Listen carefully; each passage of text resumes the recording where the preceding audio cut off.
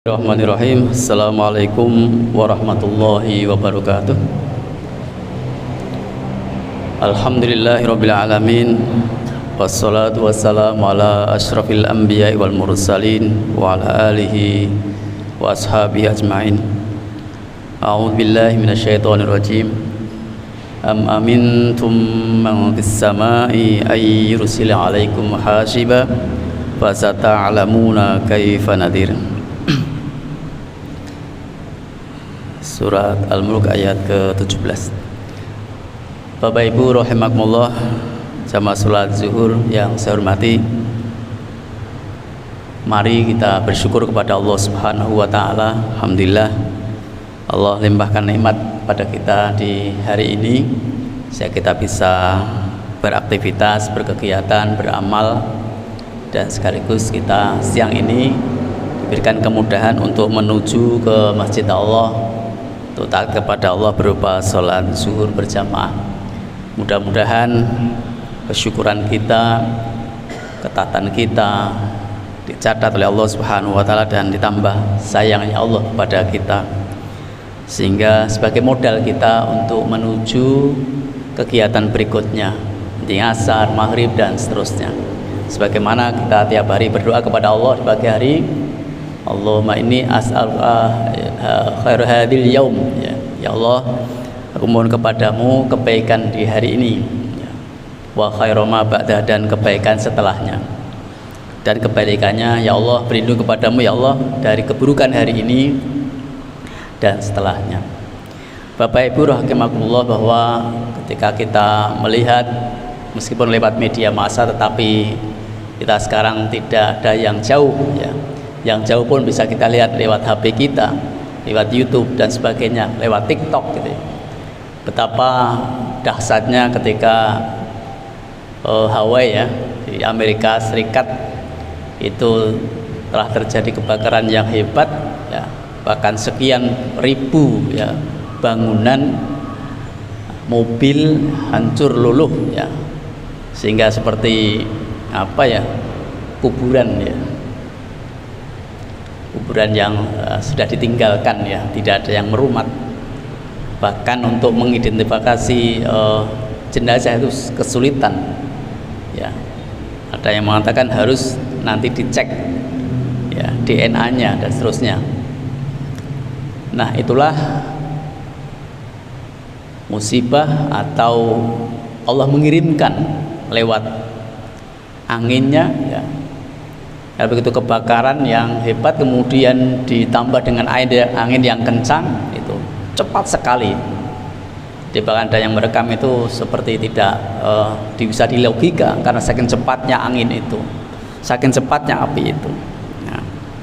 Nah, ini adalah kita harus ambil hikmahnya dari kejadian itu, ya. Allah pun sudah menyebutkan, atau sudah merasa amankah kamu, ini tadi surat Al-Mulk, ya, bahwa Dia yang di langit tidak akan mengirimkan badai, ya.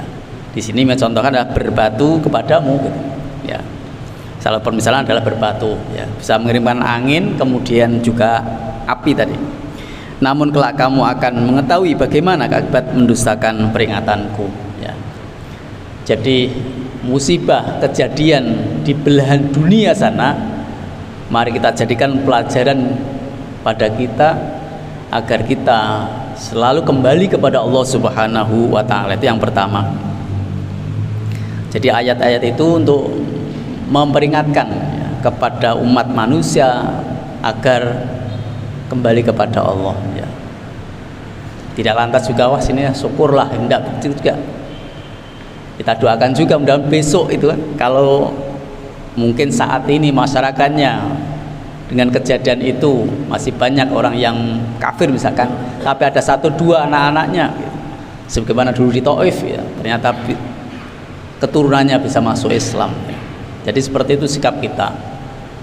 Kita ambil ibrohnya, kemudian kita harus selalu kembali kepada Allah, karena kita pun juga tidak tahu, ya, di depan kita itu apakah nanti kena musibah atau tidak yang dahsyat seperti itu.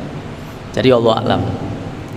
Sehingga ada ayat lain, innahum kanu yusari'una fil khairat wa yad'unana raghaban wa rahaban wa kanu lana khashin. Sesungguhnya mereka adalah orang-orang yang selalu bersegera dalam mengerjakan perbuatan-perbuatan yang baik, dan mereka berdoa kepada kami dengan harap dan cemas. Nah itu. Jadi dengan ambil pelajaran tadi, selama kita masih diberikan kemudahan, diberikan usia, diberikan kesehatan, mari ternyata kita bercepat-cepat untuk beramal, ya, mengerjakan kebaikan. Karena tidak tahu tadi, tahu-tahu ya ada gempa, tahu-tahu ada kebakaran yang hebat dan menimpa gitu. Sehingga selama diberikan kemudahan, mari terus kita berbuat kebaikan. Dan bahkan ketika berdoa pun ada dua cara, yaitu ada harapan, berharap doa kita itu dikabulkan, ya.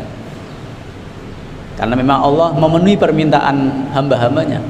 Tapi yang kedua ya ada cemas lah. Jangan-jangan juga ini karena tidak diterima doanya karena maksiat, ya. Kan gitu, karena durhaka dan sebagainya. Sehingga dengan cemas itulah kita akan melihat, ya, akan evaluasi, ya, apakah ada hal-hal yang doanya itu tertolak. Nah, ayat tadi teruskan, dan mereka adalah orang-orang yang khusyuk kepada kami. Jadi dengan berdoa dengan sungguh-sungguh, dengan berharap, dengan cemas itu akan merasakan tanda khusyuknya, tanda kehadiran kita kepada Allah Subhanahu wa taala. Itu di surat Al-Anbiya ayat 90. Nah, kemudian selanjutnya adalah, dan kami tidak mengirimkan tanda-tanda itu melainkan untuk menakut-nakuti. Jadi bukan tanda itu supaya manusia takut bahwa manusia itu lemah lah. Tidak ada apa-apanya ketika dikirimkan tadi oleh Allah, ya, satu makhluknya yang dahsyat, ya. Nah, kemudian Ibnu Qutadah itu memberikan statementnya, Allah menakut-nakuti manusia dengan apa saja yang Dia kehendaki dari tanda-tandanya, agar mereka memperhatikan, itu kata beliau, atau mengingat atau kembali bertobat kepada Allah Subhanahu wa taala. Gitu. Jadi kita tuh bersyukur betul ada kejadian itu, berarti kita akan ingat lagi, ya, kita akan kembali kepada Allah, akan bersyukur kepada Allah, dan berharap kepada Allah mudah-mudahan kita sampai di akhir hayat itu dalam kebaikan. Nah, ada satu doa, gitu ya, Allahumma ahsin aqibana fil umuri kulliha, ya, gitu.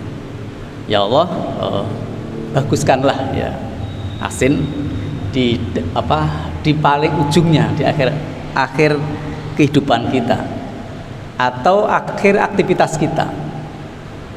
Allahumma ahsin aqibana fil umuri kulliha. Misalkan ini kita aktivitas pagi sampai malam nih, kemudian mau tidur, nah kita ingat-ingat itu, nah, ingat-ingat apa saja yang kita lakukan tadi, kemudian sudah pada Allah, ya, untuk besok lagi gitu.